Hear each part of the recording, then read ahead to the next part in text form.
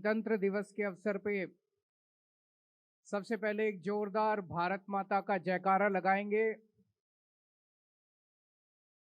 सब लोग मुट्ठी बंद करेंगे, हाथ ऊपर करेंगे और दिल से बोलेंगे, भारत माता की, भारत माता की, इनकलाब, इनकलाब, वंदे, वंदे।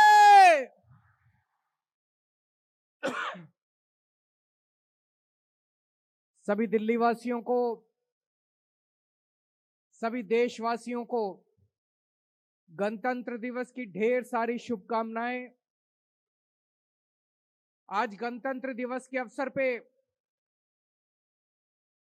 हम सल्यूट करते हैं, सलाम करते हैं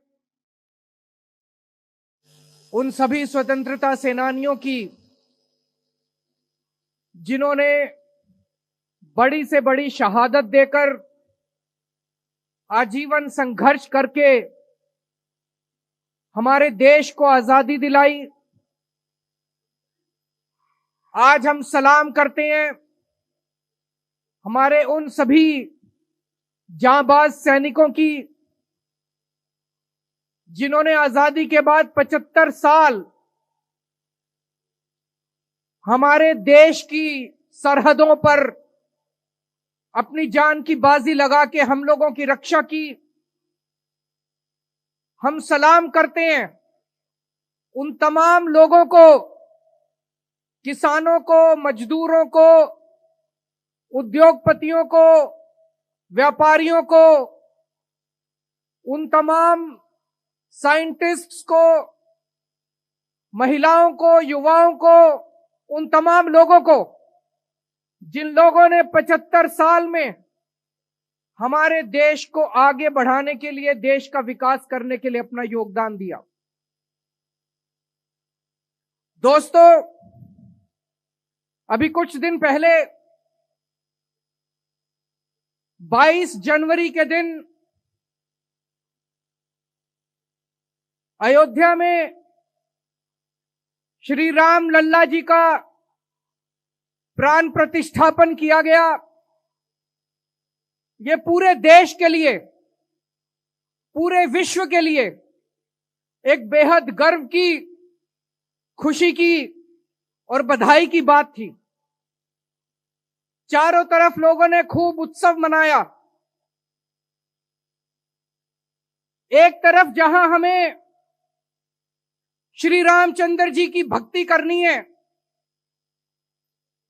दूसरी तरफ हमें उनके जीवन से प्रेरणा लेकर उनके संदेश को अपने जीवन में ढालने की कोशिश करनी है। उनका जीवन बेहद प्रेरणादायी है। तमाम किस्से हैं उनके जीवन से जो हमें संदेश देते हैं त्याग का, बड़े से बड़े त्याग का, प्यार का, मोहब्बत का। हम सब जानते हैं किस तरह से अपने पिताजी के एक आदेश के ऊपर, अपने पिताजी के कहने पे अपना तमाम राजपाट त्याग करके वो वनवास चले गए। कल सुबह भगवान राम का राज्याभिषेक होने वाला था। अयोध्या के अंदर तमाम तैयारियां कर ली गई थी। सभी अयोध्यावासी हर्षोल्लास में झूम रहे थे। सभी अयोध्यावासी बहुत खुश थे कि कल सुबह भगवान राम अयोध्या के राजा बनेंगे। सब लोग तैयार थे। अचानक शाम के वक्त भगवान राम के पास संदेशा आता है कि दशरथ जी आपको अपने कमरे में बुला रहे हैं। भगवान राम दशरथ जी के कमरे में जाते हैं। वहां देखते हैं कि दशरथ जी बहुत दुखी मन से बैठे हैं। माता कैकेयी उनके पास है। कमरे में घुसने के बाद माता कैकेयी उनको बोलती है कि महाराज ने मुझे 2 वर दिए हैं। और मैंने उनसे वो दोनों वर मांगे हैं। पहला वर कि भगवान राम को 14 वर्ष के लिए वनवास जाना होगा, और दूसरा वर कि उनकी जगह भरत को अयोध्या का राजा बनाया जाएगा।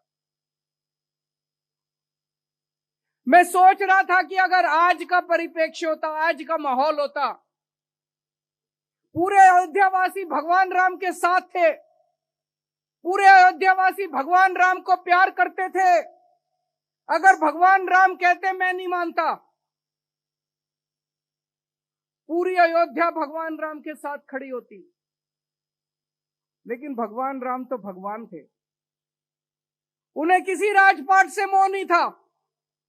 उन्होंने माता कैकेयी को और महाराज दशरथ को कहा कि महाराज, रघुकुल रीत सदा चली आई, प्राण जाए पर वचन न जाए।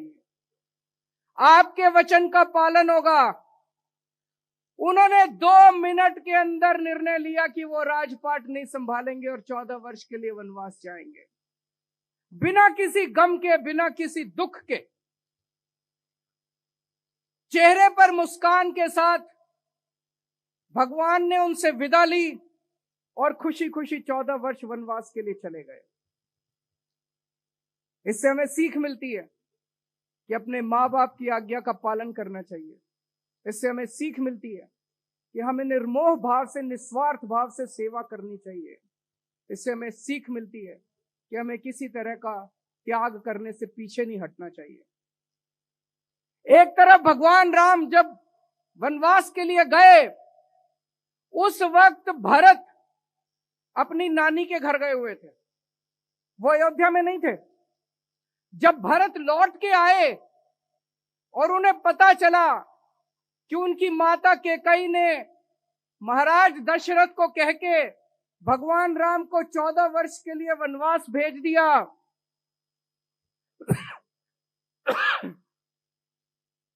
भरत से यह बर्दाश्त नहीं हुआ। भरत जी पीछे पीछे उनके वनवास गए और वन में महाराज राम को ढूंढ के, भगवान राम को ढूंढ के उनके पैरों में गिर जाते हैं और कहते हैं कि ये राजपाट है भगवान, ये राजपाट आपका है, ये मेरा नहीं है, आप वापस चलिए और वापस चल के राजपाट संभालिए। भगवान राम कहते हैं नहीं भरत, ये राजपाट तेरा है। भरत कहते हैं नहीं भगवान, ये राजपाट आपका है। मुझे लगता है पूरे मानव जाति के इतिहास में इस तरह का सुंदर दृश्य देखने में शायद कभी नहीं मिला होगा। 2 भाई लड़ रहे हैं, एक कह रहा है कि ये राजपाट तेरा है, दूसरा कह रहा है ये राजपाट तेरा है। आज के जमाने में 2 भाई जब लड़ते हैं, वो कहता है ये जमीन मेरी है, वो कहता है ये जमीन मेरी है। इस तरह से, इस तरह का सुंदर दृश्य पूरे मानव जाति के इतिहास में कभी देखने को नहीं मिला होगा। और उसके बाद भरत भगवान राम की खड़ाऊं लेके वापस आ जाते हैं, सिंहासन पे उनकी खड़ाऊं रखते हैं कि भगवान राम के आदेश पे और उन्हीं के नाम से राजपाट चलेगा। आजकल के जमाने में क्या होता है, एक बाप है, बहुत बड़ा सेठ है, उसके 2 बेटे हैं, बाप की मौत हो जाती है, दोनों बेटों में झगड़े शुरू हो जाते हैं। उनकी जायदाद को लेके, जमीन जायदाद को लेके दोनों बेटों में झगड़े शुरू हो जाते हैं। दोनों बेटे अपने आप को भगवान राम का चेला मानते हैं, भगवान राम का शिष्य मानते हैं, और दोनों भाई लड़ रहे हैं आपस में, कोर्ट में, कचहरी में, आपस में लड़ रहे हैं दोनों भाई, ये जमीन मेरी, ये जमीन मेरी। दोनों ने राम नाम का दुपट्टा ओढ़ रखा है। आसमान में अगर भगवान राम बैठे होंगे तो टप टप आंसू बहा रहे होंगे, ये कैसे मेरे भक्त आ गए जो मेरा संदेश भी नहीं मानते। हमें भगवान राम के जीवन को अपने जीवन में ढालना है, उनके संदेश को अपने जीवन में ढालना है। भगवान राम जाति को नहीं मानते थे, वो जाति के आधार पर भेदभाव नहीं करते थे। जब भगवान राम वनवास गए, चारों तरफ बात फैल गई कि भगवान राम वनवास आए हैं। बड़े बड़े राजा, बड़े बड़े लोग उनके दर्शन करना चाहते थे। वन में एक माता शबरी थी, शबरी माता थी। वो ऐसी जाति से आती थी जिसको समाज के अंदर जो छुआछूत से प्रताड़ित थी। माता शबरी छुआछूत से प्रताड़ित थी, वो ऐसी जाति से आती थी। उन दिनों में उसे छोटी जाति कहते थे, छोटी जाति से आती। भगवान राम की परम भक्त थी। भगवान राम बड़े बड़े राजाओं को दर्शन देने के लिए उनके महलों में नहीं गए। भगवान राम माता शबरी की गरीब झोपड़ी के अंदर उसको दर्शन देने के लिए गए। और जब भगवान राम माता शबरी को मिलने के लिए जाते हैं, वो इतनी भोली है, इतनी भोली है, वो चाहती है, वो बेर लेके आती है वन से, और वो चाहती है कि वो केवल मीठे बेर भगवान राम को खिलाए। तो वो एक एक बेर निकालती है, उसको पहले चखती है और झूठा बेर टोकरी में रख के महाराज के सामने रख देती है। जो खट्टे बेर है उनको फेंक देती है। झूठे बेर, मां शबरी के झूठे बेर भगवान उठा उठा के खा रहे हैं। लक्ष्मण भगवान राम को कहते हैं कि हे भगवान, ये क्या कर रहे हैं, ये झूठे बेर हैं। भगवान राम कहते हैं कि इतना अच्छा आहार मैंने आज तक जिंदगी में नहीं किया। कोई मेरा भक्त अगर प्यार से मुझे जो भी खिलाएगा, जैसे भी खिलाएगा, वो मुझे मंजूर है। ऐसे थे भगवान राम, जो जाति के आधार पे कोई भेदभाव नहीं करते थे। आज हमारा समाज जाति के आधार पे पूरा बटा हुआ है। दोस्तों, भगवान राम 14 वर्ष का वनवास पूरा करके वापस आते हैं, अयोध्या के राजा बनते हैं। उनके राजपाट में चारों ओर सुख शांति है, विकास ही विकास है। लोगों को किसी तरह की कोई परेशानी नहीं है। इतिहास के अंदर इसे राम राज्य की परिभाषा दी गई है, राम राज्य। जब राम राज्य की बात की जाती है तो कहा जाता है कि पूरे मानव जाति के इतिहास में इस तरह का सुख शांति वाला अच्छा शासन आज तक कभी नहीं हुआ। रामायण के अंदर इसका कई चौपाइयों और दोहों के अंदर विवरण है। मैं एक बस पढ़ के सुनाऊंगा। दैहिक दैविक भौतिक तापा, राम राज नहीं काहू ही व्यापा। दैहिक दैविक भौतिक तापा, राम राज नहीं काहू ही व्यापा। अर्थात राम राज में दैहिक दैविक भौतिक दुख किसी को नहीं होते। आगे कहते हैं, सब नर करहि परस्पर प्रीति, चलहि स्वधर्म निरत श्रुति नीति। सब लोग अपने अपने धर्म का पालन करते हैं, नीतियों के हिसाब से प्रेम से रहते हैं, प्रीति से रहते हैं और अपने अपने धर्म का पालन करते हैं। आज दिल्ली के अंदर हम लोग राम राज्य की अवधारणा से प्रेरणा लेके अपनी सरकार चलाने की कोशिश कर रहे हैं। रामायण के अंदर जो राम राज्य की परिभाषा दी गई है, जो अवधारणा दी गई है, उसे हमने 10 बिंदुओं के अंदर संजोया है। 10 प्रिंसिपल्स हैं जिसके ऊपर हम अपनी सरकार चलाने की कोशिश कर रहे हैं। पहला सिद्धांत, राम राज्य के अंदर कभी कोई भूखा नहीं मरता। हमारी कोशिश है कि दिल्ली के अंदर कोई भूखा नहीं रहना चाहिए। जो गरीब लोग हैं हम उन्हें मुफ्त में राशन देते हैं।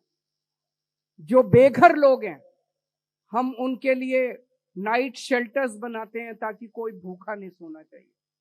हमारी पूरी कोशिश रहती है, मैं ये नहीं कह रहा कि हमने 100% अचीव कर लिया, लेकिन हमारी कोशिश रहती है कि दिल्ली के अंदर कोई भूखा नहीं सोना चाहिए। दूसरा सिद्धांत है, सबको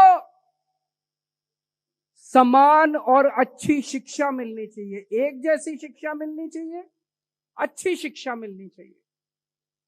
भगवान राम के समय में सब बच्चों को गुरुकुल में शिक्षा मिलती थी।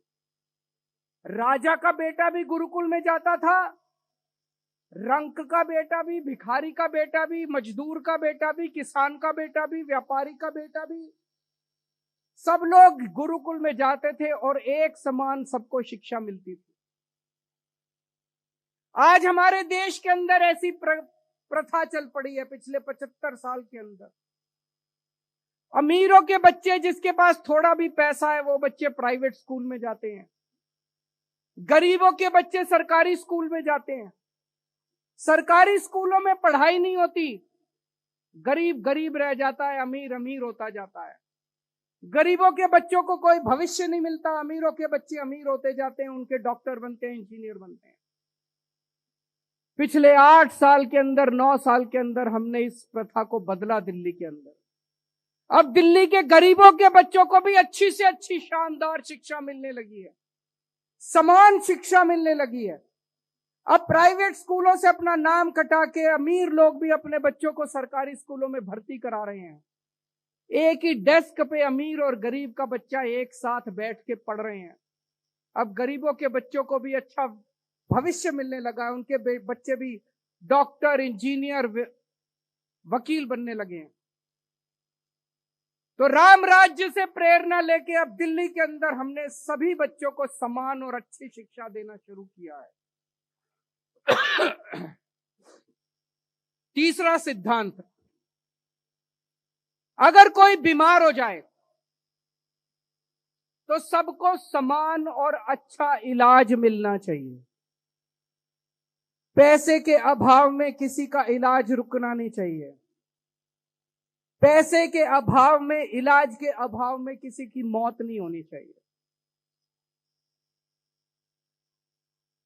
पहले जैसे पूरे देश के अंदर है, गरीब आदमी सरकारी अस्पताल में जाते हैं, सरकारी अस्पताल में इलाज के नाम पे कुछ नहीं होता। अमीर लोग प्राइवेट बड़े बड़े 5 स्टार अस्पतालों में जाते हैं। गरीबों के पास पैसा नहीं है। आज इलाज इतना मुफ्त हो गया कि प्राइवेट में चले जाओ, सारी जमीन जायदाद बिक जाती है। दिल्ली के अंदर हमने सरकारी अस्पतालों को शानदार बनाया, मोहल्ला क्लिनिक खोले, पॉली क्लिनिक खोले, अब महिलाओं के मोहल्ला क्लिनिक खोल रहे हैं, सारी दवाइयां फ्री की, सारा इलाज मुफ्त किया। आज दिल्ली के अंदर सभी लोगों को, चाहे अमीर हो चाहे गरीब हो, समान और अच्छा इलाज मिलना चालू हुआ है। अभी बहुत कुछ करना बाकी है। मैं जब ये सारी बातें बोल रहा हूं, इसका मतलब ये नहीं कि हमने बिल्कुल आइडियल सब कुछ अच्छा कर दिया, लेकिन उस दिशा के अंदर काफी बड़े काम हुए हैं। चौथा सिद्धांत, 24 घंटे बिजली आनी चाहिए। और अगर कोई गरीब है तो उसको भी बिजली मिलनी चाहिए, उसके पास अगर पैसे नहीं है बिजली देने के। आज बिजली कोई ऐशो आराम की चीज नहीं है। बिजली भी आज नेसेसिटी है। बिना बिजली के गरीब आदमी का भी इलाज नहीं चलता। हमारी सरकार बनने के पहले दिल्ली में 7-7, 8-8 घंटे के पावर कट लगते थे।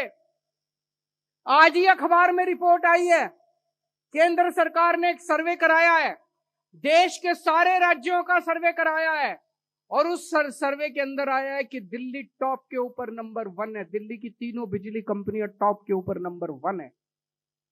24 घंटे दिल्ली के अंदर अब बिजली आती है। पहले जो 8-8 घंटे के पावर कट लगते थे, अब दिल्ली के अंदर पावर कट नहीं लगते, अब 24 घंटे बिजली आती है और मुफ्त बिजली आती है।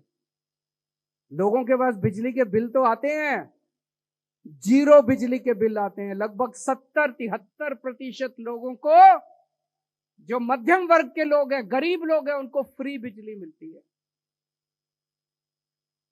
पांचवा सिद्धांत, सबको पानी मिलना चाहिए, पीने का पानी मिलना चाहिए। हमारी सरकार बनने के पहले दिल्ली के अंदर पानी इतना महंगा था, इतना महंगा था, इतना महंगा था, 10-10 हजार, 15-15 हजार रुपए के पानी के बिल आते थे। कई कई इलाकों के अंदर पानी नहीं था। आज दिल्ली के अंदर कई इलाकों में हमने पानी पहुंचाया है। अभी भी कुछ इलाके बाकी हैं, वहां भी कोशिश जारी है। लेकिन अब दिल्ली के अंदर मध्यम वर्ग और गरीब लोगों को फ्री में पानी मिलना चालू हुआ है। पानी पिलाने का तो धर्म कहा गया है हमारे ग्रंथों में। पानी पिलाने का तो धर्म होता है, पानी पिलाने का तो पुण्य होता है। पानी से मुनाफा नहीं कमाना चाहिए। हमारी सरकार में गरीबों को और मध्यम परिवार के लोगों को फ्री में पानी मिलने लगा है। छठा सिद्धांत, बुजुर्गों का सम्मान करना चाहिए। ऐसा परिवार कभी तरक्की नहीं कर सकता जहां जिस परिवार के अंदर बुजुर्गों का सम्मान नहीं होता। ऐसा समाज कभी तरक्की नहीं कर सकता जिस समाज के अंदर बुजुर्गों का सम्मान नहीं होता। एक तरफ हमारी सरकार बनने के बाद पहले 1000 रुपए प्रति माह पेंशन मिलती थी, बुढ़ापा पेंशन, हमने उसे बढ़ा के 2.5 गुना कर दिया। अब 2500 रुपए महीना हर बुजुर्ग को पेंशन मिलती है। और दूसरी तरफ बुजुर्गों को हम लोगों ने तीर्थ यात्रा करानी चालू की है। आज तक 75 साल में कभी किसी सरकार ने अपने बुजुर्गों के लिए इतना नहीं सोचा होगा। हम अपने बुजुर्गों को रामेश्वरम लेके जाते हैं, शिरडी महाराज बाबा के यहां लेके जाते हैं, पुरी जी लेके जाते हैं, हरिद्वार ऋषिकेश लेके जाते हैं, द्वारकाधीश लेके जाते हैं, अयोध्या जी लेके जाते हैं। ऐसे 12 स्थान है जहां पे हम उनको तीर्थ यात्रा कराने के लिए लेके जाते हैं। रामायण में श्रवण का जिक्र है, जो अपने अंधे बूढ़े माँ बाप को तीर्थ यात्रा कराने के लिए लेके गए थे। हम सब ने, यहां बैठे जितने बच्चे हैं, सबने श्रवण की कहानी सुनी होगी। बुजुर्गों को तीर्थ यात्रा कराने का सबसे ज्यादा पुण्य मिलता है। हम बुजुर्गों को तीर्थ यात्रा कराते हैं, उनका आने का, जाने का, रहने का, खाने का, पीने का सारा खर्चा दिल्ली सरकार देती है। उनको बस अपने झोले में, अपने बैग में, अपने अटैची में कपड़े लेके चलते हैं घर से, और उन्हें कुछ नहीं लेके जाना होता। एसी ट्रेन में लेके जाते हैं, अच्छे होटल में ठहराते हैं, बसों का इंतजाम होता है। सारी तीर्थ यात्रा, अभी तक 83,000 बुजुर्गों को दिल्ली के अंदर तीर्थ यात्रा करा चुके हैं।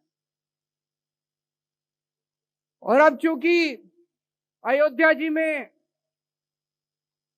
श्री राम लल्ला जी का प्राण प्रतिष्ठा हुआ है, बहुत लोगों की इच्छा आ रही है कि हमें अयोध्या जी में श्री राम लल्ला जी के दर्शन करने जाना है। तो हम कोशिश करेंगे ज्यादा से ज्यादा ट्रेन जो जाती हैं उनको हम अयोध्या जी लेके जाएं। 7वां सिद्धांत है, हर व्यक्ति सुरक्षित महसूस होना चाहिए। महिलाओं की सुरक्षा बेहद जरूरी है। महिलाएं अपने आप को सुरक्षित महसूस करें। दिल्ली में कानून व्यवस्था हमारे पास नहीं है, दिल्ली में पुलिस हमारे पास नहीं है, लेकिन जो कुछ हमारे पास है हम उसके अंदर अपनी कोशिश करते हैं कि जो कुछ हम कर सकते हैं हम करें। पूरे दिल्ली के अंदर आज सीसीटीवी कैमरों का इतना बड़ा नेटवर्क बन गया है, इतना बड़ा नेटवर्क बन गया है। सीसीटीवी कैमरे से लोग अपने आप को सुरक्षित महसूस करते हैं। जो अपराधी है उन्हें डर रहता है कि अगर हम कोई गलत काम करेंगे तो हम पकड़े जाएंगे। और सीसीटीवी के माध्यम से दिल्ली पुलिस आज बड़े बड़े अपराधों को सॉल्व करने में सक्षम हो रही है। आपको जान के खुशी होगी कि आज केवल मात्र 7-8 साल के अंदर हमने दिल्ली के अंदर इतना बड़ा सीसीटीवी कैमरों का नेटवर्क बना दिया, जो दुनिया के अंदर सबसे ज्यादा सीसीटीवी कैमरे आज दिल्ली के अंदर हैं। New York, Washington, Tokyo, London, Paris, Canada, कोई दुनिया का शहर ले लीजिए, हर शहर से ज्यादा सीसीटीवी कैमरे दिल्ली के अंदर है। सबसे ज्यादा डेंसिटी सीसीटीवी कैमरे की आज दिल्ली के अंदर है। उसी तरह से हमने कोशिश की है कि रात के वक्त स्ट्रीट लाइट्स, कोई स्ट्रीट लाइट नहीं होनी चाहिए। जो डार्क एरियाज हैं वहां पे स्ट्रीट लाइट्स लगवाने का प्रयास किया गया है। अभी भी कुछ एरियाज ऐसे हैं डार्क एरियाज, वहां भी लगवा रहे हैं, लेकिन पूरी दिल्ली के अंदर डार्क एरियाज को चिन्हित करके सब जगह स्ट्रीट लाइट्स लगाने का प्रयास किया गया है। 8वां सिद्धांत, सबसे जरूरी सिद्धांत, रोजगार। आज बेरोजगारी इतनी ज्यादा फैल गई है, बच्चे डिग्रियां ले लेके घूम रहे हैं, उनके पास रोजगार नहीं है, और बिना रोजगार के घर का खर्चा नहीं चलता। घर कैसे चलेगा? बेरोजगारी आज देश के सामने सबसे बड़ी समस्या बन गई है। उसको दूर करने के हमने कई प्रयास किए। एक तरफ दिल्ली सरकार कई तरीके से कई लोगों को रोजगार दे रही है, सरकारी कई नौकरियां निकल रही हैं, हमने ढेरों मोहल्ला क्लिनिक खोले, उनमें लोगों को रोजगार मिला। हमने door step delivery of services किया, उसमें लोगों को रोजगार मिला। हमने ढेरों नए स्कूल खोले, उसमें युवाओं को रोजगार मिला। ढेरों रोजगार मेलों का आयोजन किया गया, जहां पे कंपनियों को बुलाया गया, युवाओं को बुलाया गया, वहां पे युवाओं को रोजगार मिला। जॉब पोर्टल बनाया गया, उस जॉब पोर्टल पे लगभग 10 से 12 लाख नौकरियां निकली, वहां पे बच्चों को रोजगार मिला। एक आकलन के मुताबिक पिछले 9 साल में लगभग 12 लाख युवाओं को दिल्ली के अंदर हमारे प्रयासों से रोजगार दिया जा चुका है। लेकिन हमारी शिक्षा व्यवस्था के अंदर कुछ तो करना पड़ेगा।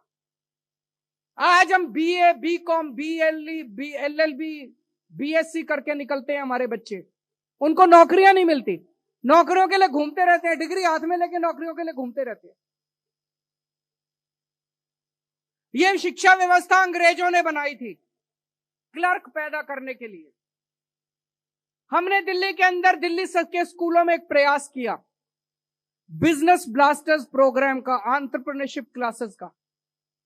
हमने 11वीं और 12वीं के बच्चों को बिजनेस करना सिखाया, उनको प्रोजेक्ट दिए, और आज आपको जान के ताज्जुब होगा कि लगभग 2.5 लाख बच्चों की 50,000 टीम्स दिल्ली के सरकारी स्कूलों में अलग अलग अपने अपने आइडियाज के ऊपर काम कर रही है। छोटे छोटे बिजनेस शुरू करे उन्होंने। 50,000 टीम्स ने, 2.5 लाख बच्चों की 50,000 टीम्स ने छोटे छोटे आइडियाज उन्होंने शुरू किए। कोई कुछ कर रहा है, कोई कुछ कर रहा है, कोई कुछ कर रहा है। आज अगर आप हमारे सरकारी स्कूल के बच्चों से पूछो, हर बच्चा आपको यही कहेगा कि मैं पढ़ाई पूरी करने के बाद नौकरी देने वाला बनूंगा, नौकरी लेने वाला, नौकरी मांगने वाला नहीं बनूंगा। हर बच्चा इस भावना से भरा हुआ है। अब हमें ये बिजनेस ब्लास्टर्स प्रोग्राम कॉलेजों के अंदर शुरू करेंगे इस साल से। इस साल बजट के अंदर उसका प्रावधान किया जाएगा, और कॉलेज से पास आउट होने वाले बच्चों को ये प्रोजेक्ट शुरू करने की प्रेरणा दी जाएगी कि पास आउट होने के 1 साल पहले से आप कॉलेज में रहते रहते अपने छोटे छोटे बिजनेस आइडियाज के ऊपर काम करना चालू करो। एक टीम अगर एक बिजनेस आइडिया पे काम करती है तो कम से कम 8 से 10 और बच्चों को नौकरी देती है। अगर हमने ये भावना बच्चों में भर दी कि मुझे बिजनेस करना है, मुझे धंधा करना है, निकलने के बाद मुझे नौकरी मांगनी नहीं है, मुझे नौकरी देने वाला बनना है, मुझे लगता है कि हमारे देश के अंदर रोजगार की समस्या दूर हो सकती है। एक और बात है, अक्सर हम सुनते हैं भारत को हमें $3 ट्रिलियन इकोनॉमी बनाना है, भारत को हमें $4 ट्रिलियन इकोनॉमी बनाना है, भारत को हमें $5 ट्रिलियन इकोनॉमी। बहुत अच्छी बात है, हमें भारत को $5 ट्रिलियन इकोनॉमी बनाना चाहिए। लेकिन अगर उस 5 ट्रिलियन में से 4 ट्रिलियन एक ही आदमी के पास होंगे और 1 ट्रिलियन 140 करोड़ लोगों के पास होगा, तो सारा देश तो गरीब रह जाएगा, एक ही आदमी अमीर बनेगा। उससे तो लोगों को, बच्चों को रोजगार नहीं मिलेगा, उससे तो देश की तरक्की नहीं होगी। तो हमें ऐसा करना है कि हमें देश को $5 ट्रिलियन इकोनॉमी तो बनाना ही है, लेकिन हमें ऐसा विकास करना है कि वो $5 ट्रिलियन 140 करोड़ लोगों के पास पहुंचे। वो एक आदमी या 2 आदमियों के पास नहीं रहने चाहिए। 75 साल के अंदर हमने अपने देश के अंदर ऐसा विकास मॉडल किया, ऐसा विकास का मॉडल लागू किया है कि कुछ चंद लोग, हमारे देश का सारा विकास से कुछ चंद लोगों का फायदा हो रहा है, बाकी सारा देश गरीब रह जाता है। इकोनॉमिक्स के अंदर एक थ्योरी बताई जाती है, trickle down theory. Trickle down theory का मतलब होता है कुछ लोगों को अमीर बना दो, फिर वो अमीर लोग फैक्ट्री खोलेंगे, उसमें बाकी सब लोग मजदूरी करेंगे, तो उससे धीरे धीरे ट्रिकल, बूंद बूंद बूंद बूंद करते करते अमीरों से गरीबों तक पैसा पहुंचना चालू होगा। कभी नहीं पहुंचता। 75 साल में तो नहीं पहुंचा, अमीर और अमीर होते गए, गरीब और गरीब होता गया। ट्रिकल डाउन थ्योरी नहीं हो रही, ट्रिकल अप थ्योरी हो रही है। गरीबों का पैसा अमीरों के पास पहुंच रहा है, अमीरों का पैसा गरीबों के पास नहीं पहुंचता। हमें ऐसा विकास का मॉडल चाहिए कि सीधे पैसा गरीब के हाथ में जाए। जब पैसा सीधे गरीब और मध्यम वर्ग के हाथों में जाएगा तब देश तरक्की करेगा। अगर एक गरीब के पास पैसा आएगा, वो क्या करेगा? खाने पीने की चीजें खरीदेगा, कपड़े खरीदेगा, लत्ते खरीदेगा, अपने घर का सामान खरीदेगा। इससे अर्थव्यवस्था के अंदर डिमांड पैदा होगी, कपड़ों की फैक्ट्रियां बनेगी, खाने की फैक्ट्रियां लगेंगी, लोगों को नौकरी मिलेगी। जब हमारी दिल्ली में सरकार बनी, हमने सरकार बनने के बाद एक काम किया, हमने दिल्ली के अंदर मिनिमम वेज, न्यूनतम भत्ता उस वक्त 9,000 रुपए होते थे, हमने उसे तुरंत बढ़ा के 14,000 कर दिया। अब 18,000 हो गया। 14,000 कर दिया, 50% बढ़ा दिया। कई लोगों ने मुझे गालियां दी उस टाइम।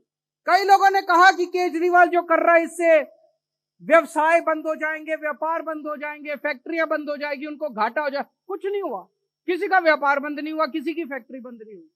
लेकिन जनता के हाथ में, गरीबों के हाथ में, मजदूर के हाथ में पैसा आने लगा। और जब मजदूर के हाथ में पैसा आने लगा तो वो मजदूर पैसे खर्च करता है। जब मजदूर पैसे खर्च करता है, गरीब आदमी, मध्यम वर्ग का आदमी पैसे खर्च करता है, उससे डिमांड पैदा होती है। और जब डिमांड पैदा होती है तो अर्थव्यवस्था में तरक्की होती है। राम राज्य की अवधारणा का हमारा 9वां सिद्धांत, महंगाई। महंगाई कम करनी पड़ेगी। आज महंगाई ने लोगों का घर बर्बाद कर दिया। लोगों के घर का खर्चा नहीं चल रहा, आमदनी नहीं बढ़ रही, लेकिन खर्चे बढ़ते जा रहे हैं। लोगों के घर का खर्चा नहीं चल रहा।